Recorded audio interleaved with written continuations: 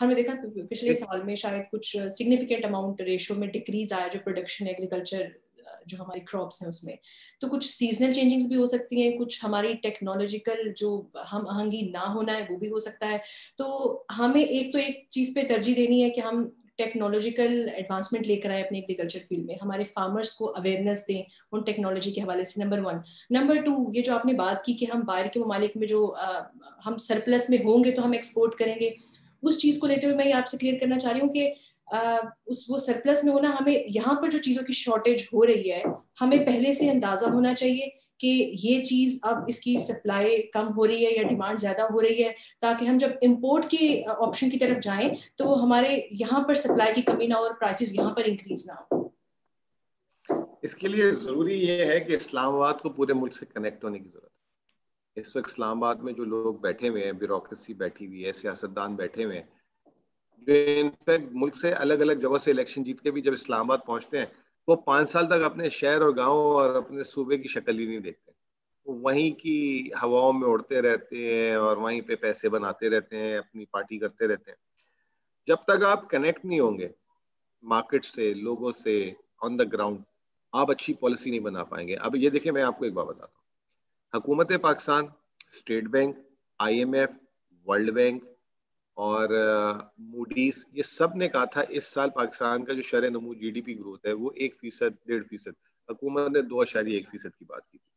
ठीक है, इधर ये मैं बैठा हुआ था, मैं अकेला कहता था ये 4 से 5% है। उसकी वजह ये है कि we talk to people, we meet people, हम स्टॉक मार्केट को देख रहे होते हैं, एक्टिविटी जनरेट क्या हो रही है।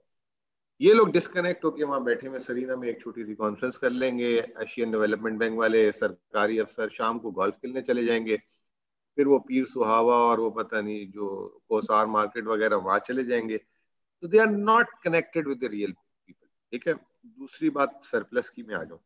लेकिन जिसका पेट भरा हो ना, जिसके पास पैसे हो, उसको नहीं वो कोशिश करता कि, और मतलब वो जो है ना अपनी एफिशिएंसी से वो सिर्फ डीलों में लगा रहता है। पाकिस्तान में जो एग्रीकल्चर नीचे जा रही है उसकी वजह ये कि लैंड को होल्ड कर लिए बड़े बड़े जिम्मेदारों ने, चौधरियों ने और जो जो मलिकों ने और इन्होंने वो बहुत अमीर हो गए हैं, उनके पास बहुत पैसा है। ठीक है ना, अब उनका लैंड प्रॉपरली यूटिलाइज हो रहा है नहीं हो रहा, वहां पे एग्रीकल्चर कितनी प्रोड्यूस हो रही है नहीं हो रही, दे आर लीस्ट कंसर्न। वो कनाडा, लंदन घूमते रहते हैं, वरना जो है अपनी क्रूजर्स में जो है शहरों में होते हैं। ऑन दैट प्रॉपर्टी ना, वो कल्टीवेशन लैंड वो ऑन करते हैं, तो फिर इस पे कौन कोई इकदाम लेगा, कौन एक्शन लेगा? एग्जैक्टली दुनिया में ना लैंड रिफॉर्म हुआ था। लैंड रिफॉर्म का मतलब ये कि ये किसानों में बांट दिया जाए, छोटी छोटी फैमिलीज में। ठीक है ना, मतलब छोटे छोटे 10 एकड़ 5 एकड़ 15 एकड़ इस तरह से। जब एक आदमी के जिसके पास कुछ नहीं होगा उसको मिलेगा, उस पर मेहनत करेगा, ओनरशिप लेगा।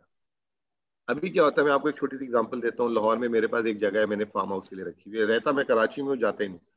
अब वो वहां पे जो लोग रखे हुए हैं उनको वहां पे जब जानवर दिए थोड़े से, उन्होंने मार दिए कि जी ये मर रहा है, हमने जबा करके खा लिया। ठीक है, फसल जो है गायब हो जाती है।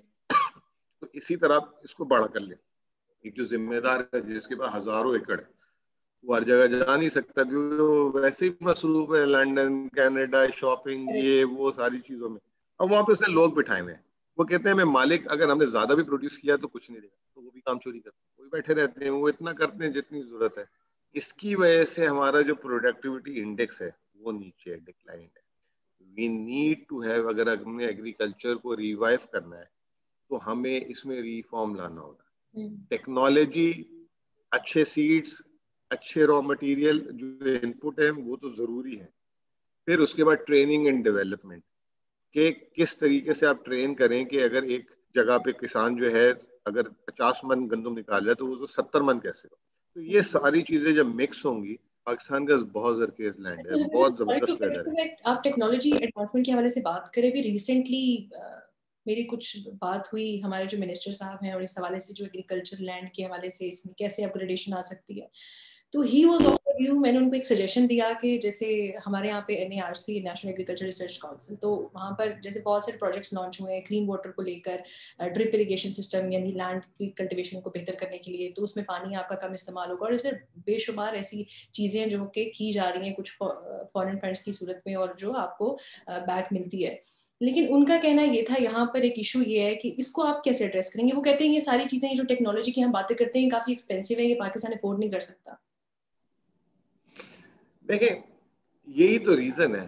पाकिस्तान एक्सपेंसिव का मतलब क्या, आप जो है ना फाइनेंशियल एक्सेस दें सबको, गवर्नमेंट ऑफ पाकिस्तान नहीं दे सकती, तो इस तरीके से एक्सेस दें कि किसान बैंक में जाए, अगर 1 लाख रुपए या 2 लाख या 3 लाख की कोई चीज ऐसी है जिससे उसको फसल को बहुत ज्यादा फायदा है, तो वो एडवांस में पैसे उठा ले।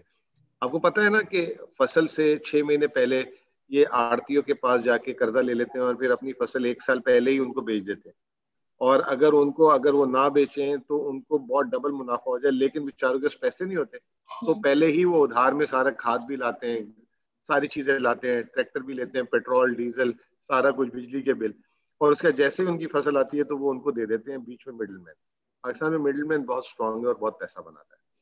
अगर आप मिडिल मैन को बीच में से निकाल दें और इसी किसान को फाइनेंशियल एक्सेस दे दें और वो बैंकों से जाके पैसा उठाकर जो है सस्ते दामों में ये टेक्नोलॉजी वो खुद ला सकता है, हुकूमत को जरूरत नहीं है पैसे देने की, लेकिन दिमाग नहीं है। और दिमाग कैसे आएगा, क्योंकि वो कॉन्फ्लिक्ट तो ऑफ आपकी जो इंटरेस्ट है। बातें हैं ये सुने हमारे कुछ हुक्मरान भी और कुछ फार्मर भाई भी सुन लें, कुछ वो भी बात पहुंचा सके। अच्छा, ये तो हमने एग्रीकल्चर इकोनॉमी हमने बात की। अभी coming back to initiatives of government, क्योंकि हमने देखा है इसको, तो मुबारकबाद उनको मिलनी चाहिए। कुछ खबरें आ रही हैं पाकिस्तान की इकोनॉमी के हवाले से। जी, डिजिटल इकोनॉमी करेंगे हम, रोशन डिजिटल अकाउंट की बात की जाए, रास डिजिटल जो पेमेंट सिस्टम है उसकी बात करें, ये इनिशिएटिव्स तो अच्छे हैं। फिर हमारे रेमिटेंसेस इंक्रीज हुए, हमारी एक्सपोर्ट में इंक्रीज हो रही है, मैन्युफैक्चरिंग इंडस्ट्रीज में इंक्रीज हो रहा है। इसके अलावा जो बाहर से यहाँ पर इन्वेस्टमेंट करने के लिए तैयार है, बहुत सारी इंडस्ट्रीज हैं, बहुत सारे प्लांट्स हैं। ये अच्छी खबरें, इन पे भी बात कर लेते हैं।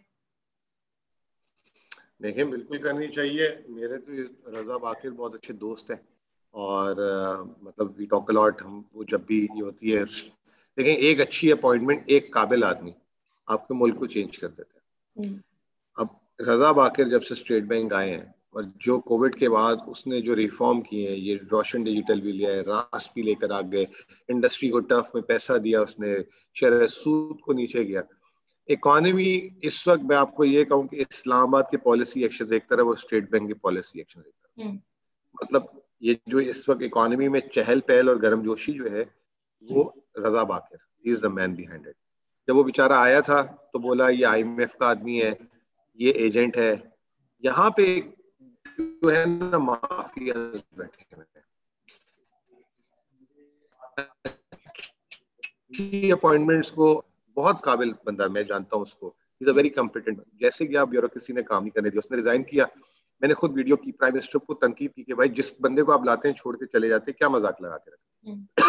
प्राइम मिनिस्टर ने उनका इस्तीफा रिजेक्ट किया। Now is back to work. We need to involve professionals, achievers, और जिनके पास माइंड है, ये चीजें आएंगी। अच्छा, ये गवर्नमेंट ने बेचारों ने बहुत कोशिश की। शुरू में आतिफ मियां को लाया, उसको रिलीजियस रीजन की वजह से बाहर निकाल दिया गया, ठीक है ना। अभी नईम बुखारी को कल रात को कोर्ट ने निकाल दिया। अगर मीडिया के प्रेशर से नहीं निकलते तो फिर इंशाल्लाह ताला कोर्ट आके कर देता काम पूरा, ठीक है ना। तो जो जो हम ये इस गवर्नमेंट की पॉलिटिकल विल बहुत स्ट्रांग है। आपको मैं बताऊं, मैं खुद लास्ट ईयर 3 मिनिस्ट्रीज का स्पोक्स पर्सन अपॉइंट करने के लिए गवर्नमेंट ने मुझे अप्रोच किया था, एक साथ at a time. Ministry of finance, ministry of power और मिनिस्ट्री ऑफ पेट्रोलियम, ठीक है ना। इन 3 मिनिस्ट्रीज के लिए किया था जब असद उमर वजीर खजाना थे। मैं उधर इस्लामाबाद में भी आया हुआ था। असद उमर को रातों रात जो है फारिग किया, और किसी ने मुझे पलट के भी नहीं पूछा कि हम आपको अपॉइंट कर रहे थे। मतलब वहां पे जो ब्यूरोक्रेसी थी, वो they don't want me to come and do work for the government और टू डिफेंड और जो भी है, या उनको मशवरे देने के लिए। रीजन क्या थी? हमें क्या फर्क पड़ा, हम आ गए, वो वापस आ गए कराची, कोई इशू ही नहीं हुआ। नुकसान किसका हुआ, हुकूमत का, मुल्क का। ये दिस इज अ सेटबैक। और हम जहां पर बात करें कि डिजिटल इकोनॉमी है, ये आजकल जो क्रिप्टो करेंसी के हवाले से बातचीत हो रही है, ये क्या है? हमारे ऑडियंस से जरा शेयर करें आप। देखिए, क्रिप्टो करेंसी जो है ना, it's it's a trend, it's a young generation product, ठीक है ना। बट अभी ये टीजिंग स्टेज में है, इट्स नॉट प्रॉपरली रेगुलेटेड। उसी के मॉडल को रखते हुए ये जो अब आगे अभी आपने रास देखा, ये देखा, ये कन्वर्ट होंगे, कन्वर्ज करेंगे। ठीक है। कोई भी प्रोडक्ट, कोई भी करेंसी, उसके लिए रेगुलेटर चाहिए, उसकी एक मार्केट चाहिए, उसकी एक सेटलिंग एजेंसी चाहिए। अभी ये प्रोडक्ट जो है, मतलब इट्स अ ग्रेट प्रोडक्ट, ठीक है ना, डिजिटल एक तरीके से डिजिटल करेंसी है। ये मुल्कों की अहमियत को चैलेंज कर रहा है। जैसे अमेरिकन डॉलर इस वक्त पूरी दुनिया में राज करता है। अगर ये अमेरिकन डॉलर को कोई डिजिटल करेंसी किसी स्टेज पे जाके चैलेंज कर देगी, तो अमेरिका जैसे मुल्क की जो वो है, वो एग्जिस्टेंस खतरे में पड़ जाएगी। ठीक है, ये तो आप क्रिप्टो करेंसी के हवाले से बता रहे तो हैं।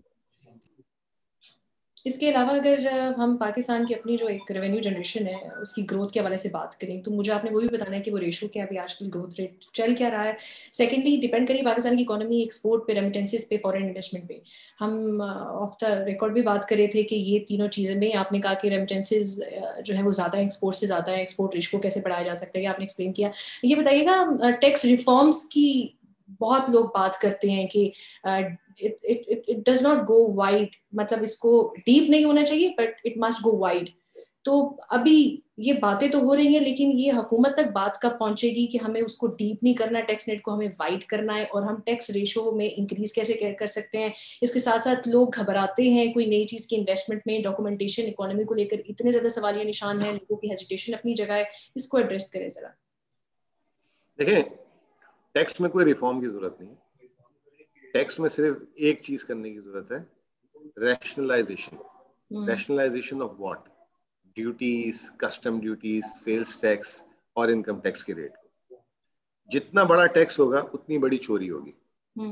पाकिस्तान का प्रॉब्लम क्या है? स्मगलिंग। स्मगलिंग होती है ना पाकिस्तान में, जिसकी वजह से जो है गवर्नमेंट को ड्यूटी नहीं मिलती, टैक्स नहीं मिलती। जो मकामी यहाँ पे फैक्ट्री है, वो बेचारा compete ही नहीं कर पाता, क्योंकि बाहर से स्मगल होकर चीज आ जाती है। अगर गवर्नमेंट टैक्स को कम कर दे, ड्यूटी को, अगर एक चीज की ड्यूटी 10,000 है, अगर उसको 2,000 मिल जाए, तो स्मगलिंग खत्म हो जाएगी, और खुद ब खुद सारे लोग टैक्स नेट पे भी आ जाएंगे, सब कुछ हो जाएगा। ठीक है। एक नंबर वन चीज क्या मैंने बोली, जो है आपको ये करना है, ड्यूटीज और ये कम करनी है। दूसरा, मुझे एक बात बताएं, अगर आप कोई 1 लाख रुपए कमाए और उसके ऊपर आप 35% टैक्स ले लें, 35,000 रुपए, तो किसी पागल कुत्ते ने काटा होगा उसको कि वो अपनी इनकम जाके खुद बता दे। ठीक है ना? क्योंकि उसके अगर अगर उसके अगेंस्ट जहां पे 35% टैक्स कटता है ना, वहाँ आपको फ्री एजुकेशन मिलती है, फ्री मेडिकल मिलता है। अगर आप अनएम्प्लॉयड होते हैं तो आपको जो है, आपको अलाउंस मिलता है। अगर आपके घर नहीं है तो चीप घर मिलता है। सारी चीजें होती हैं, आपको इंश्योरेंस मिलती है, सारी चीजें। इधर ये देने के बाद आप जो है बिजली महंगे, क्योंकि बिजली जो चोरी करते हैं उनका भी बिल आपको मिलता है, आप बिजली भी महंगी लेते हैं, पेट्रोल भी महंगा लेते हैं। दुनिया की सबसे महंगी गाड़ी आप खरीदते हैं इस मुल्क में। ठीक है ना? दुनिया में सबसे महंगी गाड़ी है पाकिस्तान में होगी। 15-20 लाख से कम कोई गाड़ी नहीं है पाकिस्तान। मुझे एक बात बताएं, 20 लाख रुपए कौन कहाँ से लाएगा? लेकिन जब एक साहब, आम आदमी किसको? हमारे वजीर साइंस एंड टेक्नोलॉजी, बाकी वजीर जो है वो तो कह रहे हैं इलेक्ट्रिक व्हीकल्स आ रही हैं और ये जो इजारादारी है गाड़ियों की खत्म हो जाएगी। मुझे बस ये अल्लाह करे उनकी बात से सही हो। ये ऐसे होता नहीं है। जब ये स्मार्टफोन आया था तो वो नोकिया की इजारादारी खत्म हो गई, लेकिन हम पहले 10-15 हजार का फोन ले लेते थे, अब लाख सवा लाख का लेते हैं। ठीक है ना? इजारादारी तो जरूर खत्म कर देगी electric car. It will be the new fashion, new trend, but it will not be cheap the way he is thinking. ठीक है ना? तो मेरा अपना ख्याल ये है कि टैक्स में रिफॉर्म की जरूरत नहीं है, टैक्स में रैशनलाइजेशन की जरूरत है।